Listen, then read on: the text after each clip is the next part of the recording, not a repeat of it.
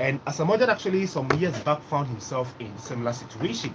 He has been advising Mohamed Kudus. First of all, let's listen to Asamoah. He says he can't really offer an advice to Mohamed Kudus at this point, if indeed the reports are true, but he had a message for Mohamed Kudus. Take a listen to Asamoah. It's true, it will be a very tough decision for him. Because Charlie, I can't decide for him, but it will be a very, very tough decision for him. It depends on his people. I made some interview with CNN. They interviewed me and I said it will get to a time everybody will go to the golf. Now, what are we seeing? If you watch the business model in the game now, football, although we are playing with his passion by his business, you know, if he wants to watch the business side, for me, he can even. I won't decide. And even when I moved to the UAE, internationally, my record was much better than when I was playing Europe. You know, I was scoring consistently for the national team because it was a challenge. You know, the criticisms and everything. Yes. So I said, okay, what I'm capable of. Yeah. So when I went there, I didn't even sleep, and then always working out, and it paid off. Gyan added that the Saudi Pro League is now competitive.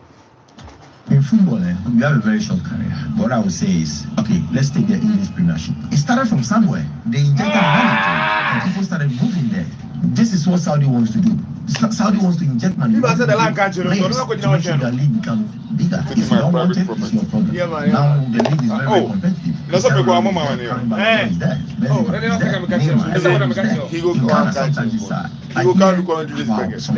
Great footballers who are going through a But the way I time, the time I do carry my body the pain. Boy, serious. So I didn't like right now. Me at time. You are the come. I thought you say I go get accident for somebody. All these things is about people follow the masses. Yeah, me, you know. Yesterday I reached out like it, and I'm from a good liver and blue grass and people. People are watching the pictures. They want to see you there. Why they don't call you? All right, so Asamoah there, his take on Mohamed Kudus. In fact, the reports emerged in the course of the week that some Saudi Pro League clubs actually approach Mohamed Kudus with some staggering offers in them. Yeah, you heard Asamoah. I mean, but that's exactly what he said. He said Kudus should make the decision that he thinks will be best for him. Mohamed Kudus knows the situation. What does he want? As it stands now, everybody gets big offers out of their jobs. Does he want money right now, or he still wants to continue his football legacy? What time did Asamoah go to the Saudi area? Yeah. Did he go there when he was in 23, 24 in his prime? I don't think so. But maybe he went there at the peak of his career, because I remember after the 2010 World Cup he went to Sunderland and this guy was on fire in England, and but that was it. He decided to leave. But of course, but if your peak is at 29 and then you have just a few years to go, then obviously you may want to go and take some good money. But somebody's peak is at 23 and is at 24. Yeah. Maybe he will get that big money when he stays in Europe and play for some more. Maybe he will still get the chance to go to Saudi Arabia at 30. Still get a chance to go to Saudi Arabia at 2. So it's about what Mohamed Kudus knows the situation. If he wants money, he should go and take it. If he wants football legacy, if he wants to still play at the highest level, I mean, what is even highest level? If he wants to still play in Europe, if you are being put in a position to advise Kudus Mohamed, if indeed the reports are true. You see, I think that what Asamoah said was spot on, because you can't advise Mohamed Kudus. He can advise himself or his advisors who know his situation. Unless I know Mohamed Kudus' situation, I can't advise him. I don't know what he wants. Does he want money? Does he want to stay in the Prem? Yeah. Does he want to play in the Champions League? Yeah. Does he want to fulfill certain dreams of his? I mean, there is money, but then also certain dreams that you fulfill as a person also probably goes beyond money. So it's essentially about what Mohamed Kudus wants as a man and what he wants for his career. I mean, let me use myself for example. In the last 1 year, I've received loads of offers from people. Oh, really? Yeah. I mean, that's the bare fact. Okay. But I don't know. Well, but I'm telling you. I'm sure have you implemented that? Yeah, but I'm telling you. But it's about what I want for myself. I mean, everywhere there are a lot of job openings as well. No, but Gyan is saying that it is not easy for these footballers, especially when the offers come, because footballers always think about life after football. Yeah. And that's what family members, that's what Ghanaians demand from them. So, for example, after your football career, if we hear that, this guy is broke, this guy has gone bankrupt and all that, I mean, it affects the psyche of these players. So yes, in as much as you want to play prime football, you would make sure that you write your name in the history books of European football as one of the players. Yeah. You also think about the business aspect of it. That's what. But the business aspect doesn't necessarily mean go and take Saudi's money. Michael Essien never played in Saudi Arabia. Yeah. Jose Kufo never played in Saudi Arabia. Yeah, I'm saying. Yeah. Tony Yogola, your boy, didn't play in Saudi Arabia. He's not broke. Yeah. So what I'm saying is essentially it's about how you manage your finances. I mean, if you're taking excess of about £150,000 a week, which is going to be £600,000 a month. Let's say your tax around £200,000 and you're keeping £400,000. I mean, trust me, if you really, really, really want to plan for your life after football, you will plan after your life. The picture must not be painted as if it is not lucrative playing the English Premier League. It is lucrative, especially from where we come from. Yeah, man. Yeah. Where you come from, especially here, and that is where the thing is that, see, Zando, you can get more money, but to become more problems for you. Because if you come from Asokore, and then you've probably not seen £400,000 a week before. I've never seen £400,000. Yeah, I mean, maybe 400,000 Ghana cedis. Yeah, yes. I doubt I'll probably even get £400,000 a week. Oh, never seen that. Or try 400,000, please. Unless my son becomes Mbappe, £400,000 a month. Never seen ever. Oh, please forget it. Possible. Forget it. I don't work in oil field. It won't happen. You understand? Yeah. So if you make this money, it is difficult to manage. That's why you need to go around, find people, reinvest the money somewhere, and then make sure that when your life is done after football, of course, obviously, and again, by 35, you are plummeting. You can't really play at the top, especially if you're an African player. By 30, it is just coming downhill.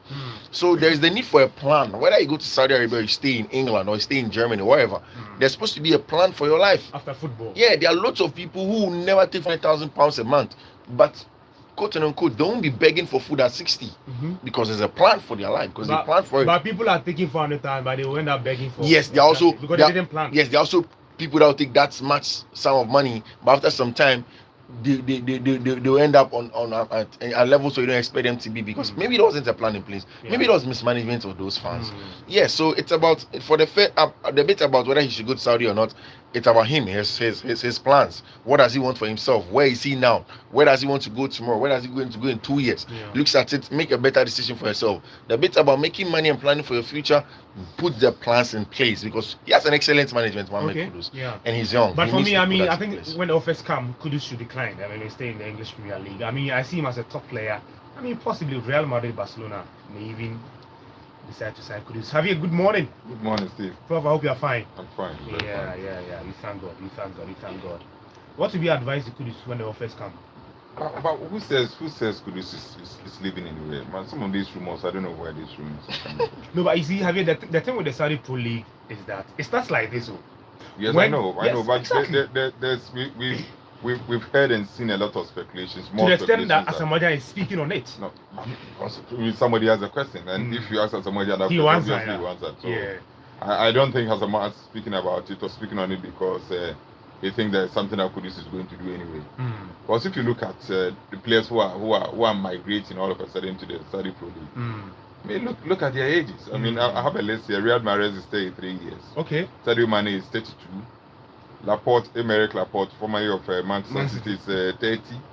Fabinho is 30. Frank Yannick Kessie, Nigerian, is 27. One of the youngest guys in the list. Malcolm is 27. Neymar is 32. Otavio is 29. Alexander Mitrovic is 29. Yassine Bono is 33. Ruben Neves is 27. And Edouard Mendy is 32. Gabriel Viega is 22. Kalidou Koulibaly is 33. Karim Benzema is 36. Roberto Firmino is 32. Roger Ibanez is 25. Sekou Fofana is 29. Alex Telles is 31.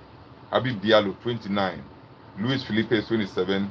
And Emre Di Marel is 26. Jordan Henderson is 34. And then Marcelo Brozovic is 31. So you put all these players together, the average age will give you around 30. So the youngest so far is I think it's 25. Roger Ibanez. So Ibanez he's not good. Who is 25? Who is no good as well. So it tells you that, I mean, most of the players that I mentioned, and I think this is about the list that that there is. Maybe about 25, 26, 27, they're about into their 30s. And these are players on a normal day you think are almost retiring from football. Yeah. Unless of course you are a certain Cristiano Ronaldo or you are somewhere. Neymar at 32 it's not seeing a lot of action these days because he's old. Yeah. And his injuries are so becoming so recurrent that it's becoming very impossible for him to even walk onto the field of play and play football. So it's about their age. I mean, you look at Kudus is 23 years. So the pro league in Saudi Arabia is not going to go off very soon. I know some countries started. The Chinese one started. The Japanese one, which at least is still around, but the Chinese one started just like this Saudi one, collapsed. and it's collapsed now. but given the resources these Saudis have, I don't think that their league is going to go down. But you are talking about money. I mean, money, cash. But that's the point I'm making. That if it's not going to collapse now, why do you have to rush? It's not even to collapse tomorrow. You can always wait. Yes, if it's not going to collapse now, if we are going to have it around for a very long time, and we are 23 years, why do you want to rush and go there and take money? Go there and take money. Because if you look at the list, apart from maybe N'Golo Kante, who for me was very good when he left Chelsea for the Saudi Pro League, and he's played very good football because we've seen him on about 2 or 3 occasions playing for the France national team, and I think that he's been very good for the French team. Apart from him, Karim Benzema is out of the French national team. Most of the players that I mentioned, and they are not playing regularly for their national team. So it tells you that the quality is gone down. There are some few exceptions. I agree that there are some few exceptions, but what it tells me is that the quality is gone down drastically, and in terms of the output and the field is gone down drastically. So if you want to go and retire, it's a very good place to go and make some money. but not when you are so active and you are that young like Kudus. You have a whole lot of things ahead of you. And all of a sudden you want to go. So you don't see Kudus joining the Saudi Pro League? I think it's speculation. I mean, some of this is will come, especially when we are in the transfer season. Some of this is will come, but I don't think that. Given what has been said about Kudus, I don't think that you leave. But Gyan also said something that struck me. He said when he joined the Chinese Pro League, Gyan at the 2010 World Cup was on fire. He joined Sunderland after that, right? And all of a sudden he decided to leave England. He said after joining the club in UAE, right? He challenged himself because Ghanaians were at him. They were criticizing that move. So he challenged himself to give his best whenever he wear the Black Stars jersey. And that is why, I mean, we saw the best of Asamoah in that space. Because then, after going to the UAE and the Chinese Pro League, we realized that Gyan was scoring goals consistently for the Black Stars. So it was a challenge for him. And subsequent to this, how many years did he play for the Black Stars? Oh, I mean, Gyan between 2010 and 2019, 2017 was very active. No, I'm talking about when he was playing in Asia. That's what I'm talking about. So, apart from 1 or 2 matches that we saw Asamoah play for the Black Stars, subsequently I don't think that he was very active for the Black Stars. So basically, that league is not. No, but I consider he left Sunderland at a time that all of us were surprised. Yeah, we're surprised because he was doing so well at Sunderland. And as a Chelsea, if I remember what he did to Tacek, on 2 occasions. That goal was beautiful. On 2 occasions. So he left for Saudi Arabia, and some of us were surprised that he's going, because we thought at that time that he was still very young and he had a lot of things ahead of him. And I personally was expecting that he stayed in England and stay with Sunderland for some time and get all the exposure and everything that he needs. But I mean, he thought otherwise. He felt that the money was good. The money was good, but Gyan was not 23 at that time. Gyan was more than 23 years. So I mean, the contrast is too wide. If you look at Kudus' age now and you compare it to Gyan's age now, or then Gyan's age then, I think the contrast is the difference is just too wide. So Gyan went at a time that I think he was it around 27, 28 thereabout. Yes, I think it was around 27, 28 thereabout. And if you look at the list that I've given, most of the players that I've mentioned are around that age, 27, 20, 28, 29, 30, 31. That's when they move. That's when most of these players move. But at 23, you want to go to Saudi Arabia and do what? I mean, is it greed or what? Okay, so have you Clemente Fiifi-Manfred advising Kudus when the offers come? So who did this? No, but you see, we are in the data space. Somebody decided to put the just need to the best show. Like the Chelsea fans have been doing. Yeah, somebody decided to wear Kudus. Yeah, who were you the just? Which club is that? This is Al Ittihad. It is always Al something. Al Ittihad. Al Ittihad, Al Kadris, Al Nasser. I don't see that happening anyway. Okay, guys, let's get into the evil conversation now. Georgia beat Portugal in the last group game, and that surprised a lot of people, especially those of us who listening to live commentary from Fiifi-Manfred Georgia versus Portugal, because we thought that yes, Portugal before that game had qualified to the last 16 stage, but we're not expecting Georgia to beat Portugal by 2 goals to nil. And they are goalkeeper. What a goalkeeper! And after that particular one, England also played. I think they drew their last game in there. The ex-players have been criticizing the 3 Lions of the English team, England, and of course we can now listen to Roy Keane. According to Roy Keane, the English players must improve as soon as possible to stand a chance of winning the tournament. These players, I judge players by actions, and we know how quickly football changes. England get put on a good performance and win tonight. Declan Rice is talking about show some love. Listen, come on, it's serious stuff as well. It's football stuff. People have made huge sacrifices to travel. You get the love back when you perform. We all played at a decent level, and when things are going great, people are patting you on the back. But the reality is, if you're not performing, you get criticised. These are a talented group of players who won't perform, and I tell you get plenty of plaudits. Roy Keane speaking there. Now, let's listen to the manager of the 3 Lions of England, Gary Southgate. According to him, he's proud of his boys. I'm very, very proud of the players. They kept composure in a game where they've come into it in the back of a really challenging environment. It's sort of taken me back a little bit to days when I was playing with England, and they've coped with it exceptionally well. To keep their composure, being patient with the ball, waiting for the right opportunity. So that was England boss Gary Southgate speaking there. So the competition enters the last 16 stage today. We have 2 matches for you. Italy is playing Netherlands in Berlin at 4 p.m. before Germany take on Denmark tonight at 7 p.m. at the Signal Iduna Park. We have live commentary for you on this particular game. Fifi, it was Germany, Denmark, Switzerland, Italy, England versus Slovakia tomorrow. It's English guys. Oh, have you right? Oh, on England, yeah, Oh, but they are unbeaten. No? How many points did they have? Did they 5 have 5 unbeaten, points? yes. 5 points. 5 Yes. points. To the Unbeaten with 1 win, 2 draws. Fact. Teams are getting 4 points and they are qualifying as one of the best at least. 4 points. African Commons.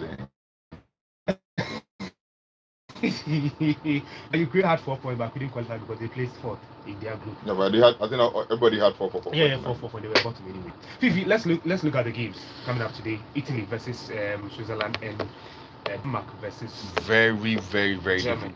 very, very difficult game for the Italians. Very difficult games. Switzerland. I think that one of the best teams in a group stage, apart from Germany and then Spain, is 2 of them are Austria and then Switzerland.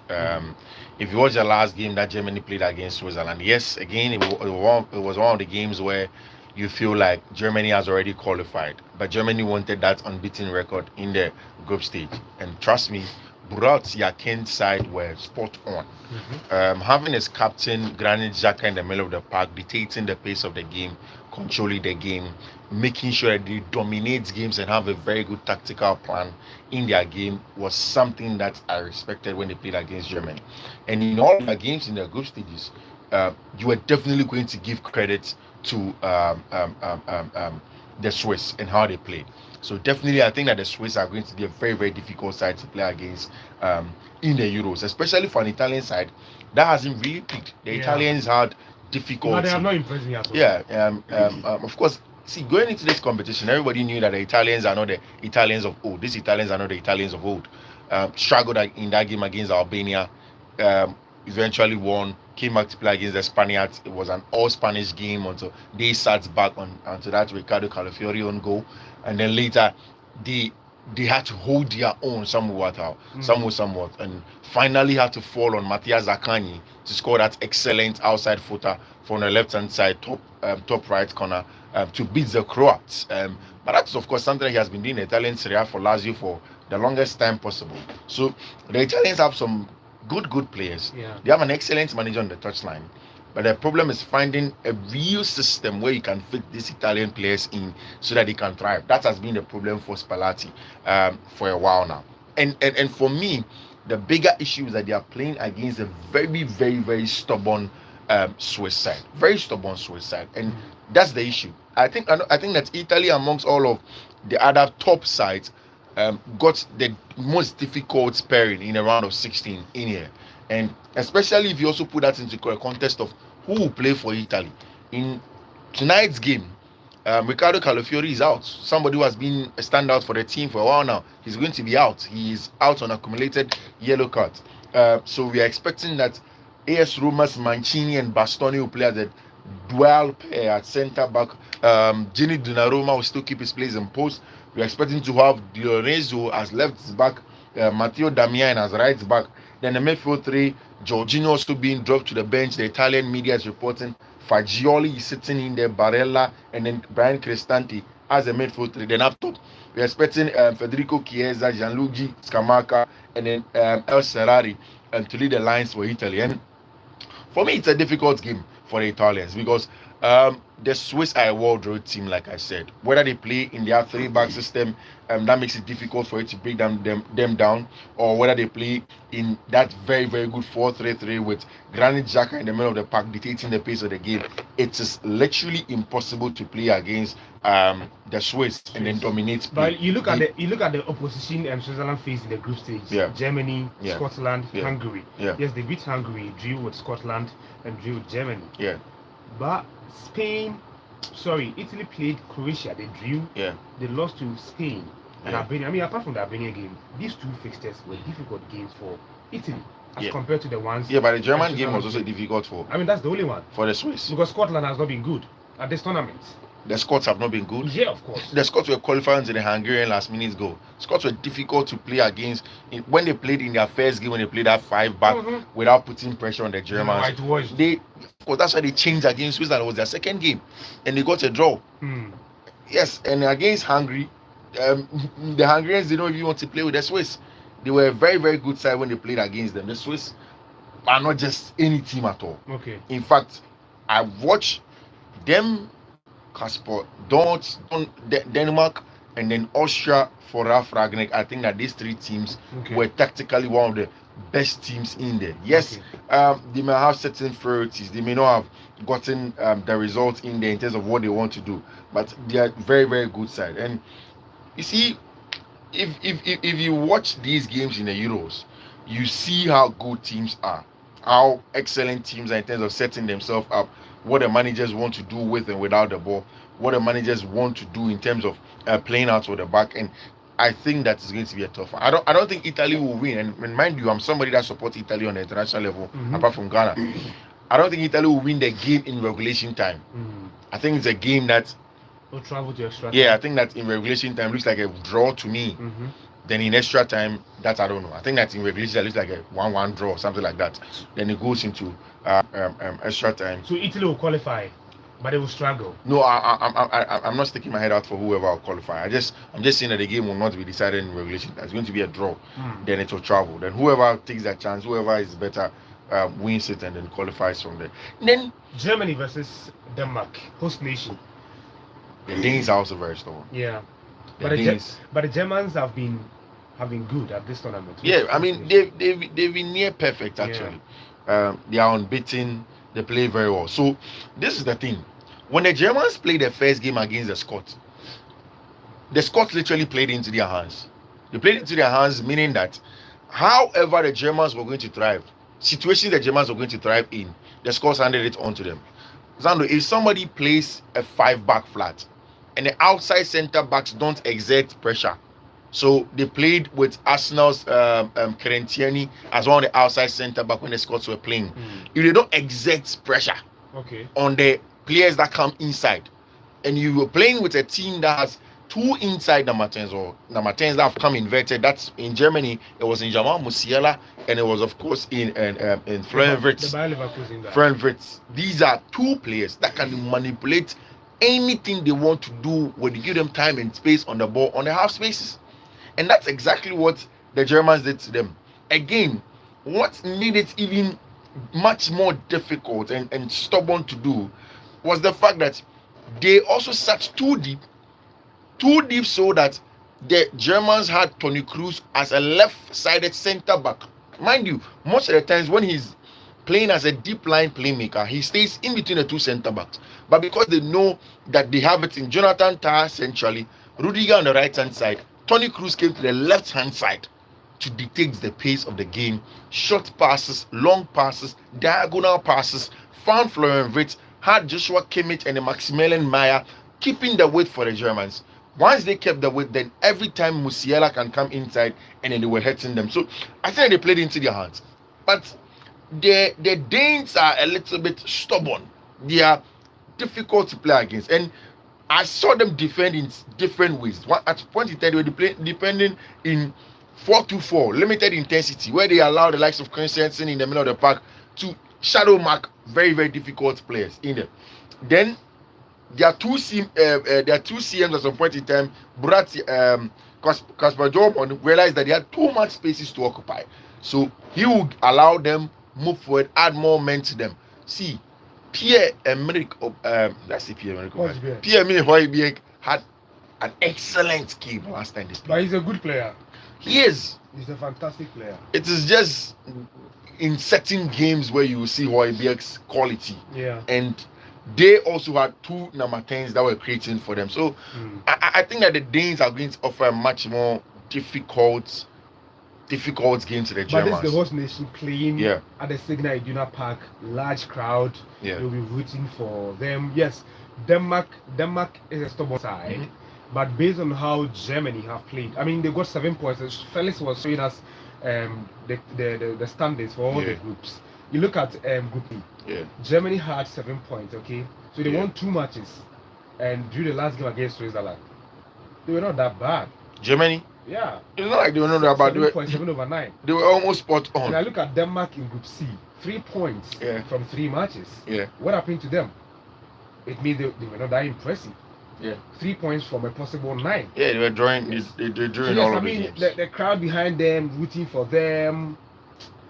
I don't see how the Danes will be able to survive against. Well, obviously, it's a game where the Germans have the upper hand. Yeah. Definitely. Yeah. I'm just saying that yes, whilst they have the upper hand, my job is to analyze. Sure. The Danes also have some strength as well. Yeah. And if you watch them, you know that it's not going to be an easy game for the Germans. But I think that Julian Nagelsmann is an excellent manager. He has the players at his disposal. The Germans are very, very good at home as well. I also believe that they are going to be a handful Okay. for the Germans. I just think that the difficult one is going to be the Italy Switzerland game. Okay. That's going to be a very, very difficult one. I mean, they have certain things. When they played against the Germans, they had a particular mechanism to deal with Kroos's control, even when they were staying deeper.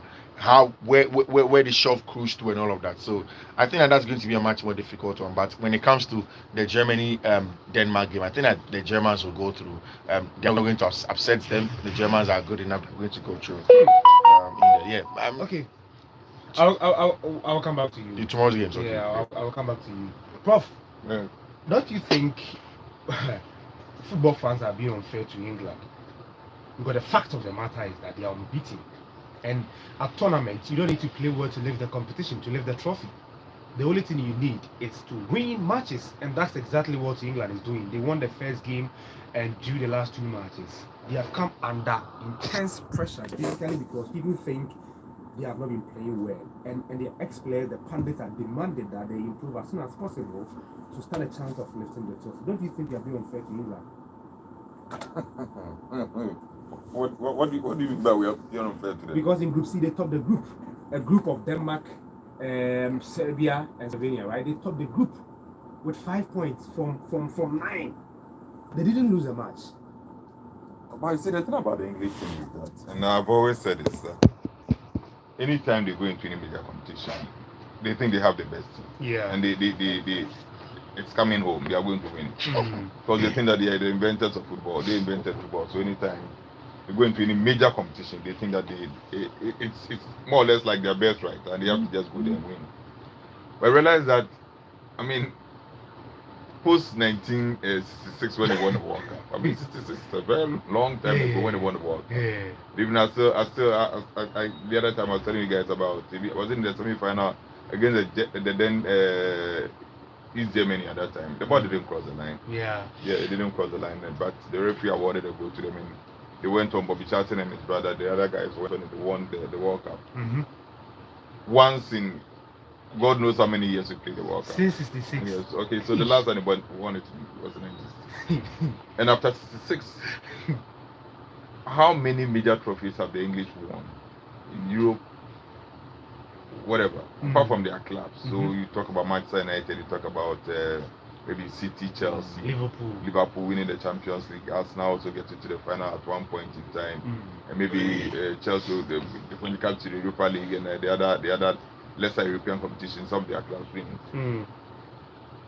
England as a nation with their national teams, maybe when you go to the U20, U17 level, that's where maybe they also doing well. But the senior team has not been able to win any major trophy. And the club sides that I mentioned, I mean, club sides are just made up of people from other nations, other nationals are there. So if a team in England wins the Champions League, fine, it's an English team that has won it. But if you go into the details, you realize that most of the players are not English players. So that's the point I want to do. No, but is it their fault to demand that they bring a trophy? Or because I mean, all these years you mentioned, in terms of individual players, they were there. I mean, the era of Frank Lampard, John Terry, Steven Gerrard, these were quality players. Individually, they had it, but as a team, they lacked something. Okay, so at this tournament as well, individual players, I think they've got the individual players, individual quality, got position by position, player for player. They can boast of, I mean, the very best across the globe. Okay, so yesterday I listened to Milan Skriniar, who is I think he's the captain of the Slovak national team. Plays for PSG. And his interview on BBC. I listened to the interview on BBC, and I mean that's the point that he made, that the Slovaks have a team, but in English they have a collection of players. Players. That's what Milan Skriniar said. They have the squad, they don't have a team. No, yes, that's what he said. He said they have individual players, but they don't have a team. And it is the team spirit that the Slovaks have that he thinks is going to pull sway by the English when they meet. Because that for me it's a fact. Because if you look at the players one by one, Jordan Pickford for Everton, average player. But the defense, Kyle Walker, one of the best. Look at Kyle Walker, look at John Stones. Yeah, Chinny. And the other Crystal Palace guy. I've seen Maguire. Crystal Palace, and he's very good. On the Chelsea Academy. And the way he's playing with that confidence at the major competition like the Euros. I mean, attest to the fact that he's also arrived to the extent that some of the guys that normally you expect them to play for England at the back line, like Maguire and other guys who they love so much, are sitting out. So it tells you that the quality that player brings to the English team. Then in midfield, I think that they have one or two issues with midfield because Declan Rice for me has been very good. He played very well for Arsenal last season, and for the three Lions, I think his partnership with Calvin Phillips is what it's missing. And that's what Southgate talked about last week when we had the program. But the difficulty that the English are having is that they've not been able to get somebody to play with Calvin. Play with Declan Rice. So they tried Trent Alexander-Arnold. It didn't work. They went to Conor Gallagher. It didn't work. And now Menu is the one who is the last game that they played came on as a sub. I don't know whether subsequent to that last game that they played, Menu is the one who is going to play, or Gallagher is going to come back. No, the reports but as it is now, then I'm not sure Trent is going to play that role again. But the Daily Mail, I think, reported this morning that Menu will start the game. Good. So you see, 3 games. They are still struggling with the partnership for Declan Rice. The first one was French. So the second one, he's experimenting. But you have to do that at a major competition like the European finals. You have to experiment. And when you had the luxury of playing some qualifying matches, luxury of playing some friendly games. Exactly. I'm sure that as manager, I mean, if you've been able to identify that is one low point in your game, especially when it comes to the department of the game. I want to believe that you find a solution to it before the tournament starts. Exactly. You don't go into the tournament and try and solve it there. I mean, these are very very good players, very good national teams playing the competition. So that is why the English are playing the way they play, because in midfield, Fiifi talked about their game against the Danes. I mean, look at the way they were run riot in midfield by Obi and the other guys for the Danes. So it's a problem for England there. So In the middle is the problem. Okay. And that department of the game is also very important. Very, because very if important. you don't have a very good But midfield, that's where the football is so played. if you don't have a very good midfield, you can't move the ball to the forwards for them to score. So Harry Kane is struggling. He comes deep sometimes to pick the ball, and then normally like he used to do when he was at Spurs, and even what he does at Bayern Munich now, run deep to get a ball and try to launch the attack for them. So Foden for me has been tiring. Yeah. I don't know whether he was thinking about his pregnant wife or he's been thinking about that the wife has delivered. I'm sure that maybe you have the piece of, oh yes, it's true, because I mean you are in a major competition and the wife is just about to deliver. Master, you can't concentrate. But he knew that the time was not due for her to deliver. Oh, so. But normally you know. Okay, so you are not praying, so you don't know. But normally you know. No, I mean, no, but he you knew the time. And then you are giving an expected yes, time. I get it. He knew the time, but at the time he went for the competition, it was not due for her to deliver. It was not due, but it was. But he knew that it was going to be due in like 2 or 3 years. Yes, he knew. He knew. So maybe not the exact date, but he knew that at least within a week or so. He couldn't have focused. Well, I don't know, but that's the point. That's what I think, because. So he wasn't focused. I mean, since before they play Man City. for Man City, and we even before this tournament for the 3 Lions of England, some of the competition that they played or the qualifiers and playing friendly game that they played, you realize that he's more or less like their star player. Yeah, the star player. Exactly. Played so well for City last season, and he's their star player. But he comes into this competition just like I'm saying. Maybe because he's not fully concentrated. Now that the wife has delivered, he went to England. Normally for these Europeans and most of these fights, when the wife is delivering, you have to be there. So you be there. Yes, so that's the what delivery room. Yeah, You'll be there. Yeah, You're watching your woman. They put you dressed like the doctors and the nurses, and you also be there and you be watching. So be happy with the push. You have to do that. Yeah, are you serious? Oh, Susanna. Oh, I thought he was only invited to come because the wife. No. Had freshly delivered. You have to be there. Is that a delivery? The labor ward, you have to be there. Wow. Delivery, you have to be there. Okay. You have to be there with the doctor. And provide emotional support. Yes, you have to. Now they said the name. Honey, the doctor cannot do that. Honey, you push. So the doctor cannot do that. Now that the push is done, I'm sure you'll be able to concentrate now and come and play against the Slovaks. Then you see, Bellingham. Last week I said it here. Maybe he's an average player. I was saying honey, honey, you don't. Honey, push, honey, push. So now that problem is gone. I think that he'll be fully concentrated now. But on the before you touch on Jude Bellingham, don't you think there's disconnect, like you mentioned? Football largely is played in the midfield area. There's a disconnect between the attacking midfield area and the midfield, because then Gary Southgate said they are struggling to replace Calvin Phillips, right? And how many years does he need to replace him? Because I mean, in this department, which is supposed to be the most department for you, in terms of the attacking midfield and AFCON, they don't lack quality players. But you go into a major tournament and you still struggle to find a partner for the mainstay player in the team, Declan Rice. Then that means that there's a coaching problem. You see, that is why. If you listen to some of the pundits, and some of them are very harsh on Southgate, and even the pundits aside, the supporters were in Germany. They drew this classic this, and to the extent that at least I think about 4 or 5 of their fans who were in Germany have been banned some 3 years, some 5 years, and things like that for some unruly behavior on the day. So the fans themselves have realized that, I mean, there's something basically wrong with the team. There's something wrong with the team. Even the first game that they won, that Bellingham goal. Apart from they didn't do very well. They were only good in the first half. In the second half, I think it was against Serbia, right? The Serbians came very good in the second half and almost got the equalizer. I think that the Serbians respected the England team too much, especially in the first half. But when they realized during the interval that this is an ordinary team, we can win, and that's what Milan Skriniar is saying. I'm sure that the Slovaks, I'm sure they won the game, and they come to the realization that the English team is just made up of a collection of players. They don't have a team. So once you have a team and you play so well against them, then you can defeat them. Up front for the English, they have the quality, but the problem is that they are getting the supplies. Exactly.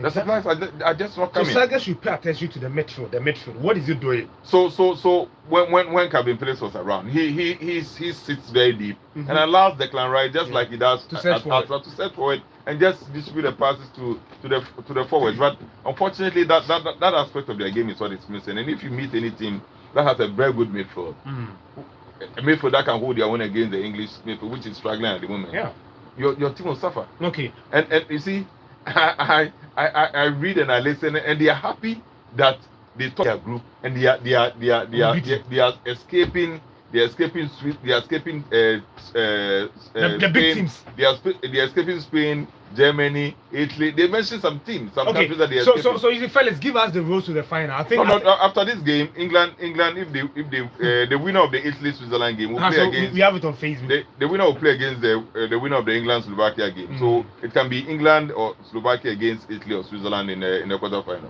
So the big countries on this path is Italy. We have Netherlands and England. So possibly England. So they are running away from Spain, running away from Germany, they are running away from Portugal, and they are running away from France. So even though they so far they've not done very well, accumulated only 5 points from a possible 9, they are so very happy because they top their group. And they are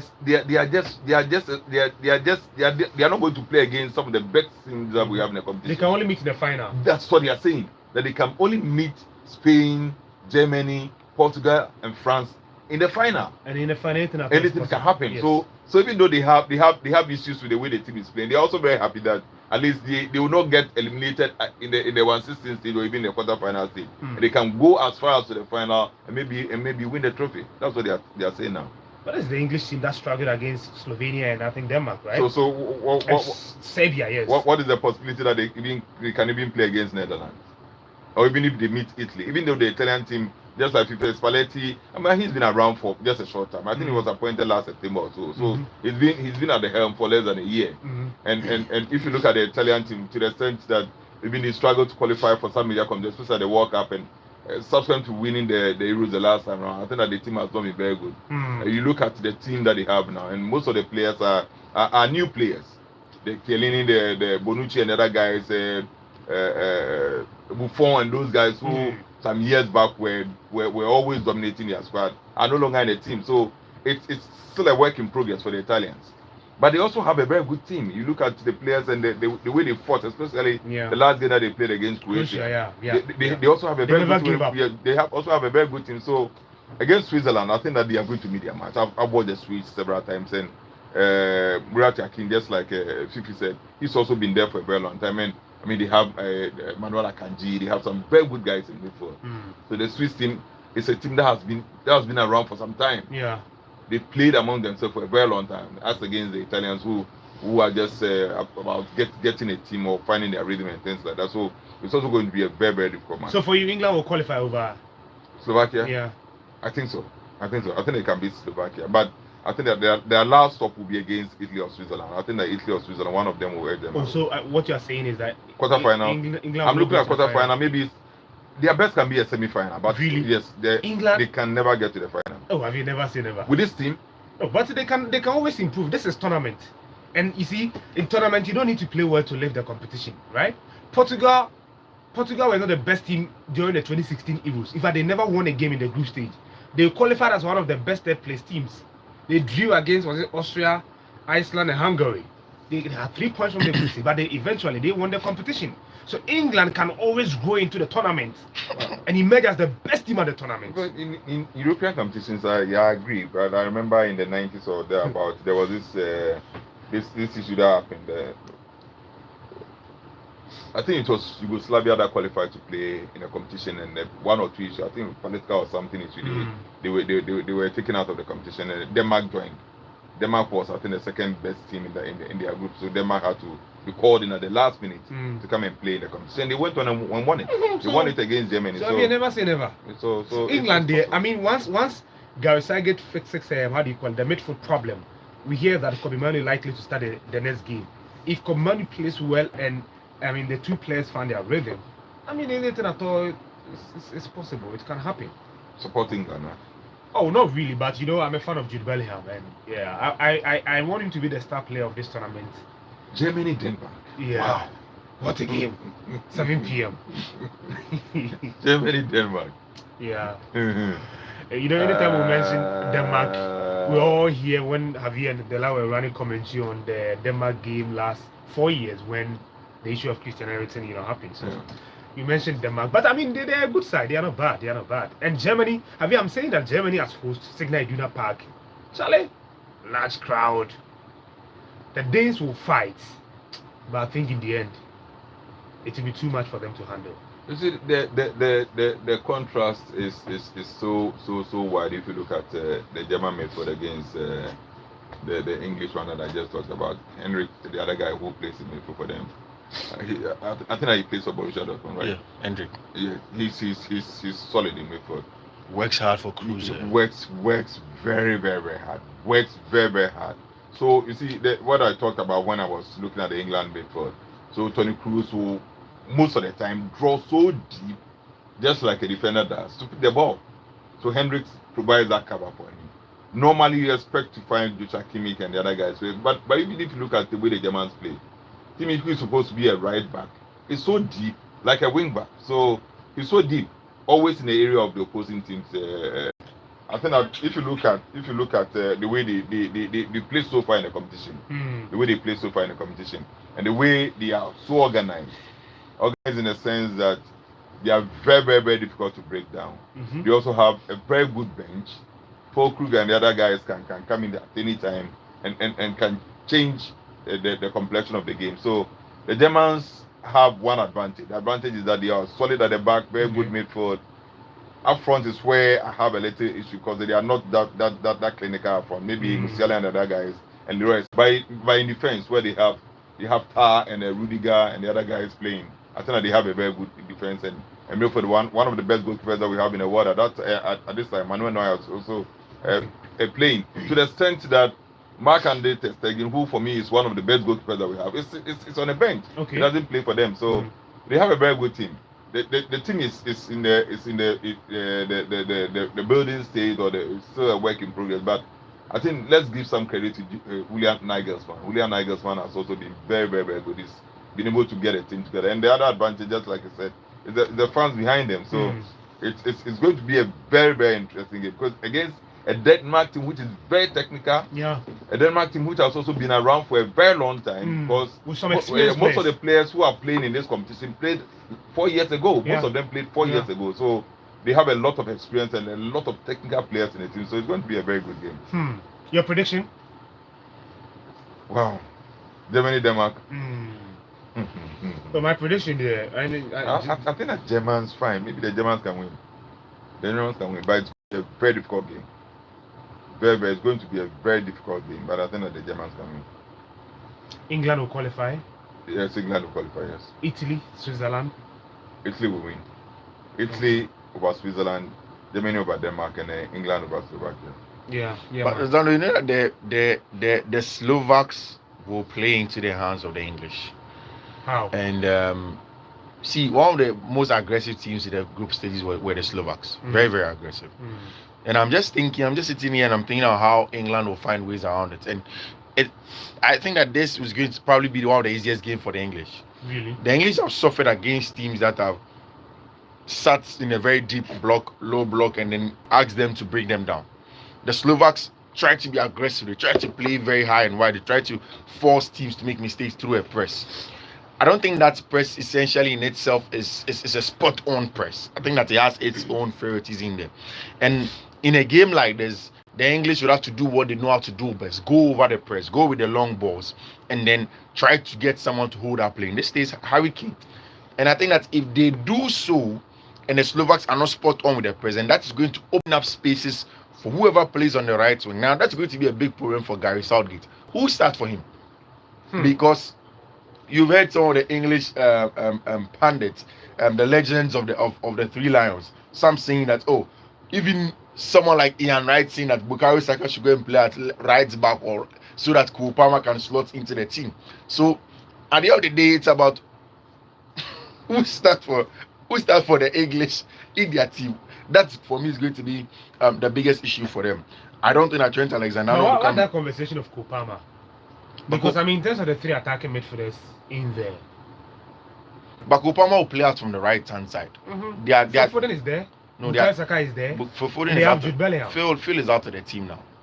Saka, But for Foden returned to the team. that's what I'm saying. On But Thursday. yeah, so on the right hand side, Bukayo Saka hasn't played well this man. Really? Of course, but everybody who has watched knows that Bukayo Saka has not played well. He hasn't played And well. even an Arsenal legend, I mean, Gyan, right? Yeah, has right. said that maybe Bukayo should go and play at right back. I don't know how possible that is. But then, So they should try Kopama. yeah, all the English fans think that Cole Palmer is the way to go. Yeah. And I think that in a game where you're going to get spaces like that, the Slovaks to come and press, Cole Palmer is very, very difficult to defend against in such And situations. Kopama goes into this tournament at the back of that goal-scoring form that he had at Yeah, Chelsea, right? yeah. And see, if you look at what the English have said, and then in the last few hours, what Paul Scholes has put on his They are training him. the English. This is part of the training. Oh yeah, they are doing some reactionary drills. And yesterday, Paul Scholes put on his Instagram and says, "Men will make you play. Foden and Bellingham will win you games. Think forward and take legs touches, please, Declan." That's exactly what he was telling Declan, right? That Kobe Menu comes in, he'll give him the control to play the game. Yeah. Foden and then Jude Bellingham will win the games for him.